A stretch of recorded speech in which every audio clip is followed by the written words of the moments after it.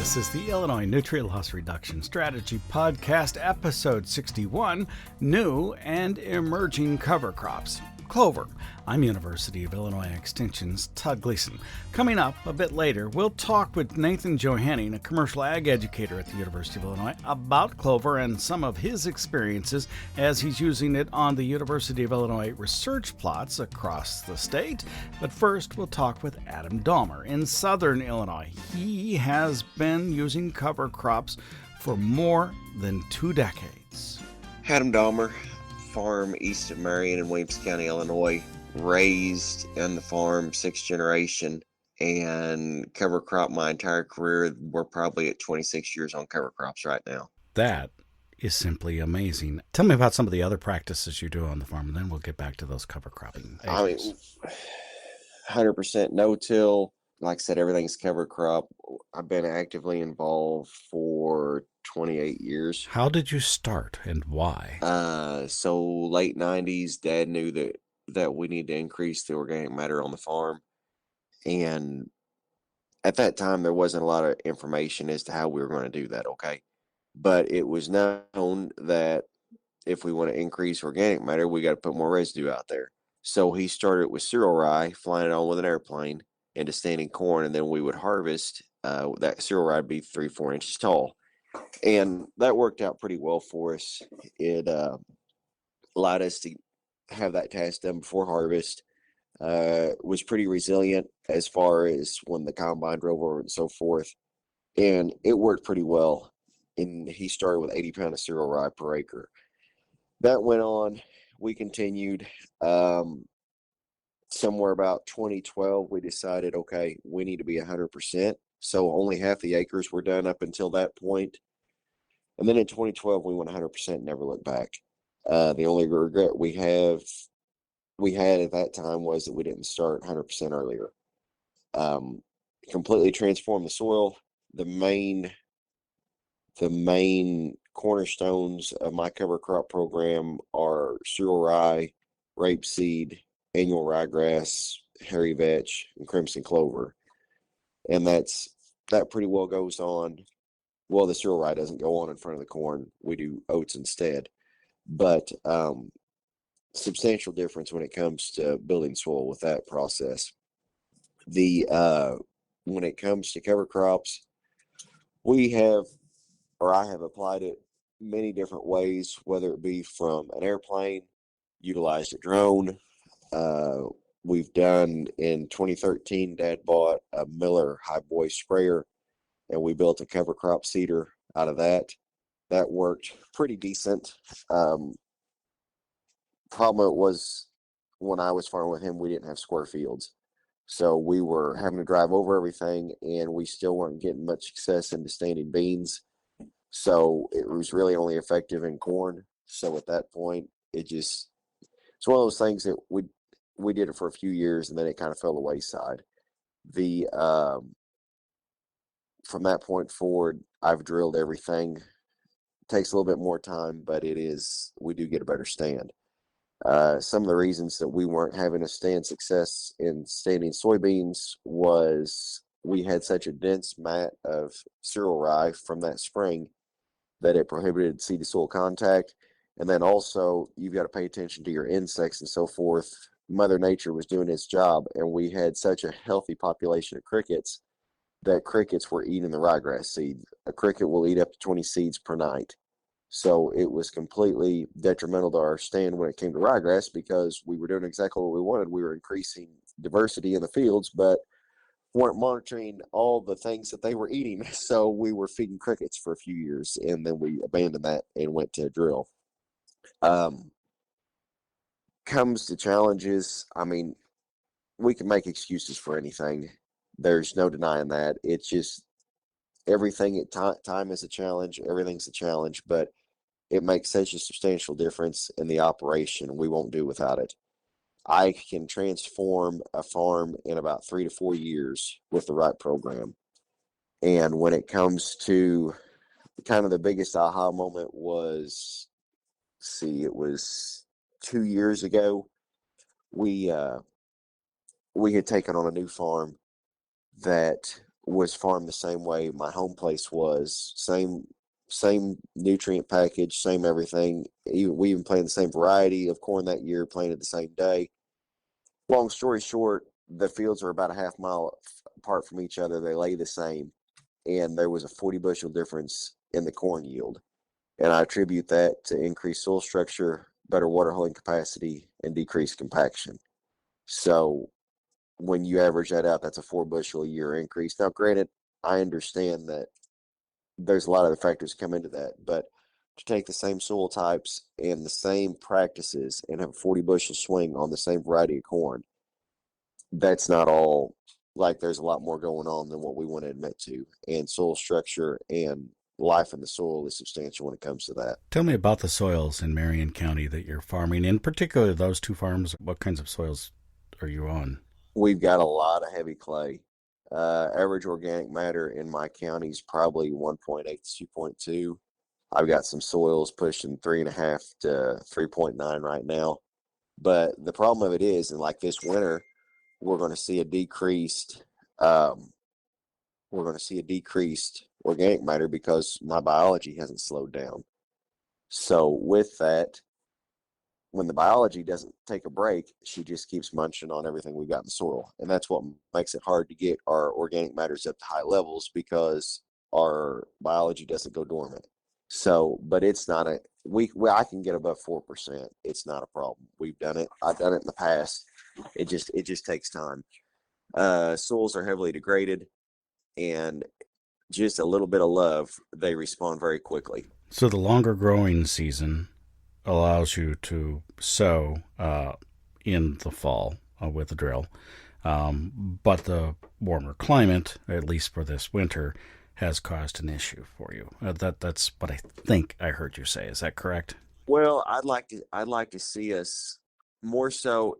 I'm not going to say it's an issue. It's more so the fact that when your soil doesn't get that cold, the biology doesn't stop. When biology doesn't stop, it continues to eat on organic matter and stuff, which makes it hard to build organic matter.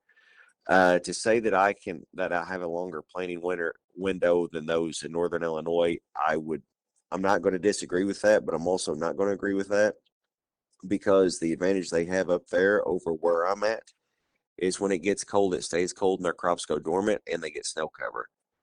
It's actually harder on the cover crops when you go 70 degrees one day, 30 degrees the next day, and back and forth, because they're constantly trying to survive, wake up, shut down, wake up, shut down. And survival is tougher in this area, means we don't have snow cover to protect it, and we will see warm days and then we'll see cold days. So we can all make assumptions, but there's a lot of other factors that come into play. And yes, they have to get out there and get it planted and so forth, but yet they'll be out there in the spring before I will plant. What's your row crop rotation? Corn and soybeans. My wife has a U-pick pumpkin patch that we've got 10 acres of U-pick pumpkins. When you went 100% to cover crops, how hard was that transition? Wasn't an issue. Soybeans going into cereal rise, a piece of cake. Planting corn into cover crops, you've got to decide, are you going to plant green, or are you going to terminate it early? What's your planter set up? What practice are you going to implement on applying your nitrogen and so forth? There's a lot more factors that go into that. The biggest mistake I see with growers trying to take corn into cover crops is they don't have their planter equipped correctly. All too often, and pretty well most farms are guilty of this, they're running a conventional setup, even trying to make it work in no-till. For example, they're running rubber closing wheels.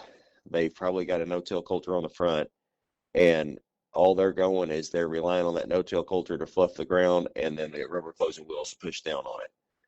But like our operation, I haven't ran a no-till coulter in probably 15 years, if not longer.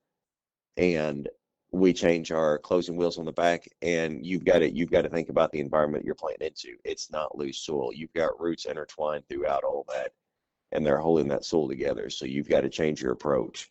And then when it comes to the nitrogen and so forth on how you're going to apply it, if you're dealing with hairy veg and you're going to use a typical nitrogen bar where you're knifing in the ground, that's not going to work, because it's going to act as a garden rake and rake up all the vines, and you're just going to have big wads out in the field.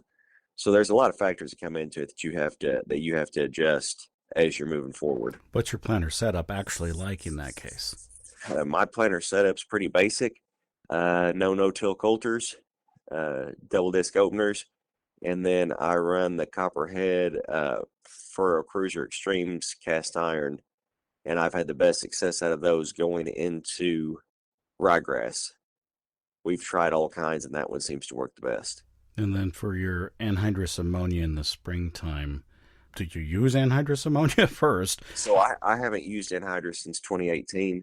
I switched to 32%. The thing about anhydrous ammonia, there's a couple things going on there. One, it creates compaction because it's a gas and it's rapidly dissipating all the moisture out of the soil in that area, and also you're terminating your biology in that strip. But I got away from it, and also because if it's not healthy for me, it's probably not healthy for the soil.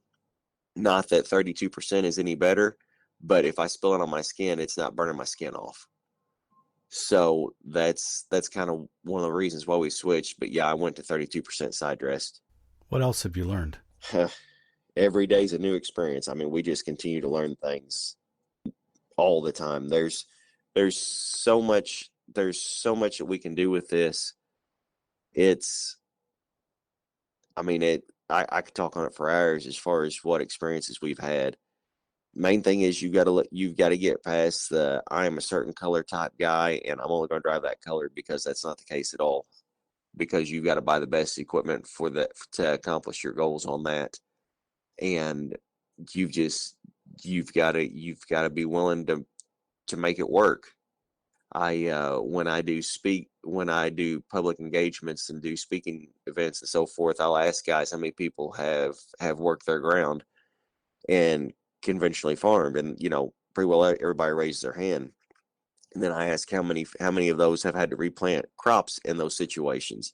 Pretty much all of them raise their hand, and yet they still go back to the conventional methods of farming. So this attitude that we have to replant and stuff is not applicable, because they've all admitted to having to do it on conventional and they still work the ground. So there's nothing that's 100%, but with agriculture, I mean, you have to ever be adapting and ever changing, and not one year has ever been perfect.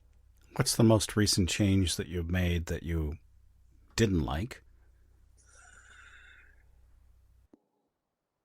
I honestly couldn't tell you, because I mean, we've been in it so long that I've changed the way I look at things, and we've got it pretty. I'm not going to say we've got it figured out, because I don't think anybody that's doing this has it 100% figured out, but we've got it pretty well streamlined. The most exciting part of my operation is my wife's pumpkin patch with the cover crops in front of it. Well, because I've got a clean field. I'm not spraying water hemp and everything. It's going into a dense mat. She's not having the health issues out of her pumpkins because of the dense cover crop. Our biology is active. We've got beneficial insects. I'm not even spraying insecticide. Last year we didn't spray any insecticide, but typically we'll have to hit it one time in September. But other than that, all my Mother Nature's just taking care of it. Now, with that being said, will we still see some insect damage? Yes, but even when we have sprayed insecticide, we still see insect damage. So you can't say that it's beneficial. But I mean, we get more excitement out of that side now than the corn and soybeans, just because we've done it so long. We've pretty well got it figured out on what we want. I want to go back to the crop mixes. You mentioned what you were using. Yes, sir. Can you tell me a bit more about those? In front of the soybeans, it's going to be 56 to 70 pound of cereal rye, 5 pound of ryegrass, 2 pound of rapeseed, no more than 4 pound of vetch, and depend upon the year, we may use crimson instead. You don't want to do any more than 4 pound of vetch, because when it mats down so tight that the beans struggle to get up out of that. In front of the corn, we'll have 10 pound of ryegrass, 30 pound of winter oats, 2 pound of rapeseed, 6 to 8 pound of crimson, and sometimes we'll put vetch in there, depending upon which approach we're wanting to take. Visually, do you have to get used to it? For instance, I'm thinking with no-till, soybeans don't jump out of the ground, and often they just look like they're waiting. And I suspect that might be even more the case with corn and or soybean into a cover crop. Corn, not so much. It does an excellent job. Soybeans, you just know not to look at them for the first 2 to 3 weeks. They have to overcome it, but they do, and they yield, and they're healthier, and there's no complaint there. But I mean, we all get so caught up in we need a perfect picket fence when it comes to everything, and it has to look perfect. And yes, I know the science there that everything has to merge at the right time and yada yada yada and all that stuff. But you've also got to look at your plant health, your profitability, and all other aspects of it. So if you want all emerge within 12 hours and you're working that field into bug dust and you're beating it up, but then you have no water retention or you have no water holding capabilities and you've got compaction issues, just because you got it out of the ground, if you can't take care of it when we get into the stress months of the year, what did you accomplish? Like, you're so caught up on one end, you're completely neglecting the other side. So, I mean, it's all a trade-off, not to mention you've got all kinds of inputs when it comes to your equipment on working that ground and getting it down to that point. Any advice for producers who are interested in trying this, whether it's on, we've talked about the planter and the mechanics, maybe on those different species in the cover crop mix that they might want to try to start with? Your seed supplier is who you need to lean on. And remember, you get what you pay for, and price is not always king. But if you want a guy, I mean, just taking a guy that's just throwing seed out there versus a guy that's selling seed and has experience, there's two completely different approaches there. And experience always wins. So choose who you're buying seed from, and that'll be monumental on your success. That's Adam Dahmer. He's a Williamson County farmer in deep southern Illinois, where Marion is the county seat, and just to the north of the divide of Interstate 57, which goes south to Memphis, and Interstate 24, which goes south and east to Nashville. Up next, we'll take up clover as a new kind of cover crop here on the Illinois Nutrient Loss Reduction Strategy podcast.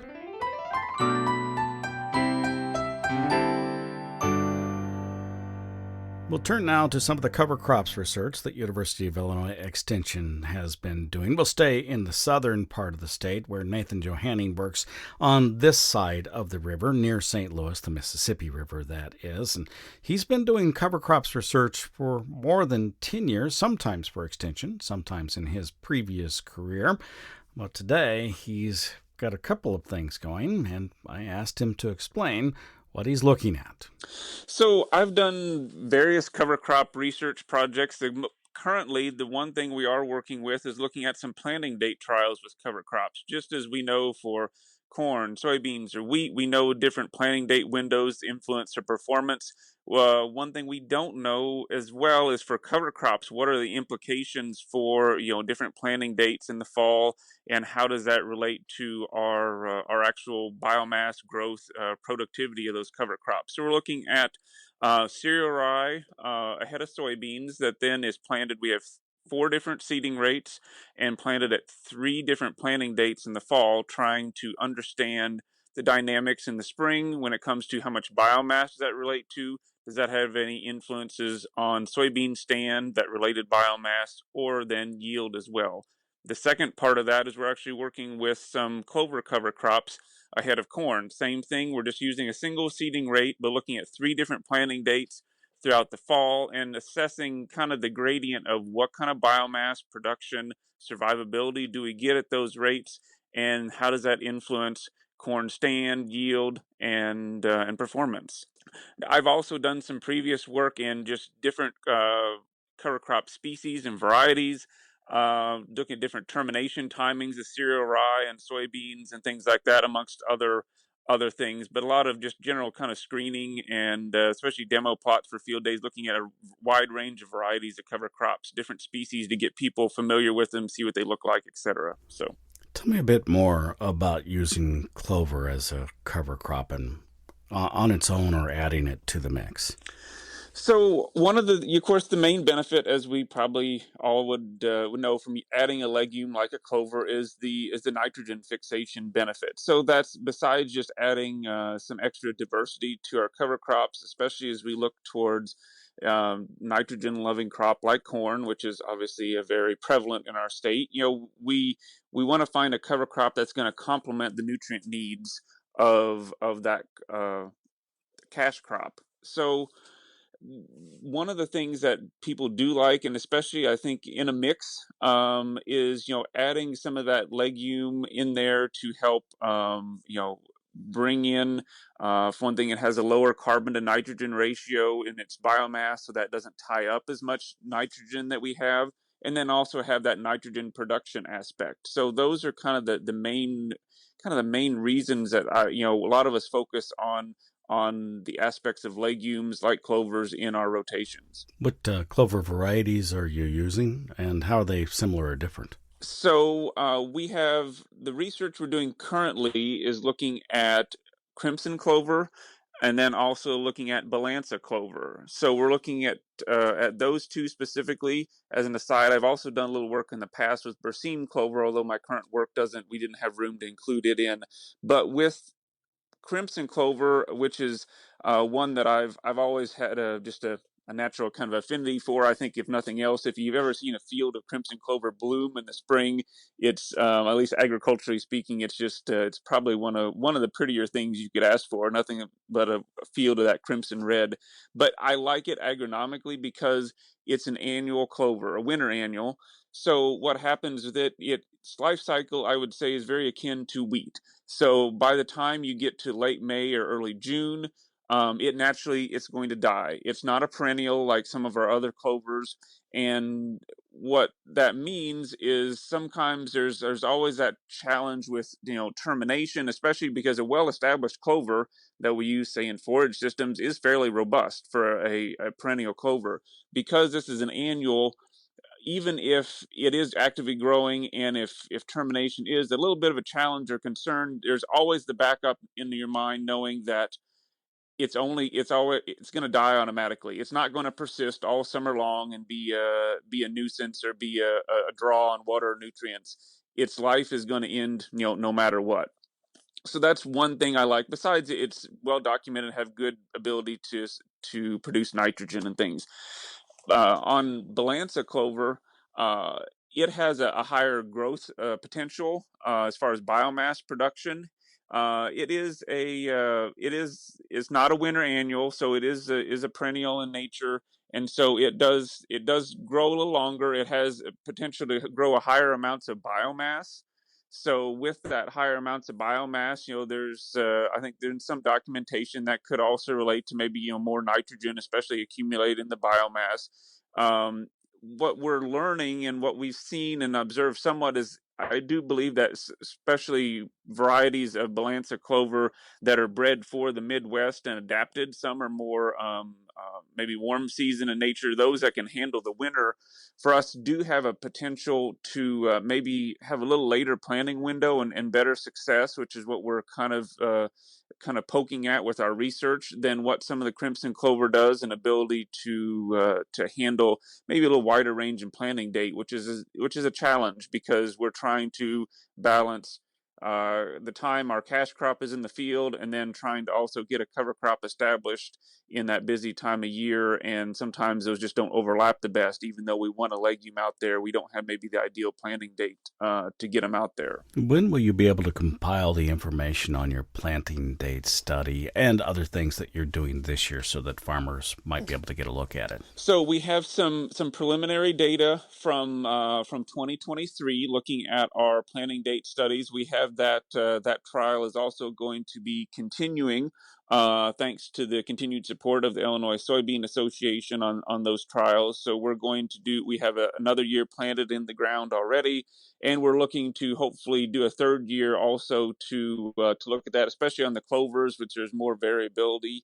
And we're seeing that obviously as you get later in some of our later planting dates, which for us can the very last would be say early November, that we aren't getting successful establishment, which is fine because in our case, we're as researchers, we actually like the fact that we're hitting an indrow because that kind of tells us in our gradient that we've hit a kind of a known wall or barrier, so we can look back from there and say, all right, well, this we know is not viable. Let's move back a few weeks and see where that falls. So that's some of the information we have. We have a little bit of early results out now, and certainly within the next year, we're going to have more, and we'll be sharing some of this data through some of our summer field days and events as well. Are you working with any other, quote, new, unquote, cover crops?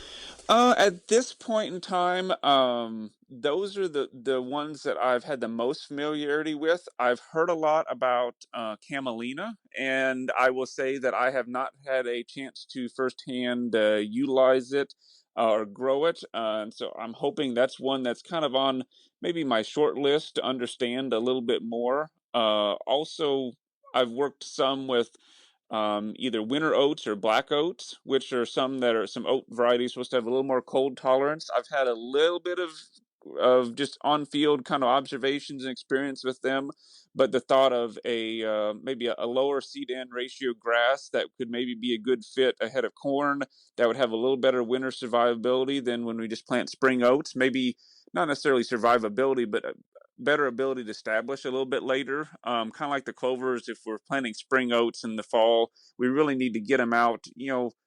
Depends on your area, but certainly by mid-September is kind of a decent threshold to get at least fairly substantial growth. You can go a little later, but just know that you're not going to have much growth. Certainly once we get much into October, again, they may establish, but you're not going to get a plant very, very large. So those are a couple just on a short list that while I haven't seen, they're maybe on my I want to learn more list. So What practical advice might you have for a farmer that's interested in diversifying their cover crop mix? the biggest thing that I would say is look to some regional sources in your area, whether it be other farmers, researchers, and see what kind of things are out there. One of the other things that if you're looking for different things to include in your mix, I would be remiss to not include the resources of the Midwest Cover Crop Council. So we have a great selector tool through that group, which is predominantly organized by the land grant universities in the Midwest, along with some other agencies and industry as well. So with that, if you go to midwestcovercrops.org, you can find the information there about that. The biggest thing is that selector tool. We go down to county specific level within a state based off of our annual frost free dates, and they will give you prescriptions as to where are the ideal times of the year, months of the year to establish different cover crops. So that's a great starting point. You can see all these species, but some of them have different fits. You want to make sure that you plant a cover crop and invest in one that's going to have at least an optimal chance to perform under those conditions that you have. So you don't want to say plant something like I use buckwheat as a really basic example. Buckwheat in the 1st of October because it's extremely cold sensitive and frost sensitive. So that wouldn't be a good fit. And that selector tool will tell you things like that and more nuances, of course, in a little more detail than that one, which is a fairly simple example. But it's a great starting point to give you an idea of where these fit in our calendar year in general and kind of how to use them. Also, lots of great information on the traits they have. They rank them for different goals you may have. You can look into, there's fact sheets on each of them that give basic information. So that's a good starting point. And also, I would say kind of start small. There is value of including really big diverse mixes with a dozen of different cover crops, but don't feel like you have to do that to have some benefit. Even just a mix that has 2 or 3 things can be perfectly viable. Don't let yourself get overwhelmed by needing to include as many species as possible when you to get a mix when you could get very good benefits just from the thoughts of having a grass and a legume and maybe like a brassica, like a rapeseed or radish in there. Just a simple three-way mix can be very beneficial as a next step if you want to make any kind of additions to your cover crop plan. Nathan Johanning is a natural resources educator. The Illinois Nutrient Loss Reduction podcast is produced with the aid of Rachel Curry and Nicole Haverback. I'm Extension's Todd Gleason.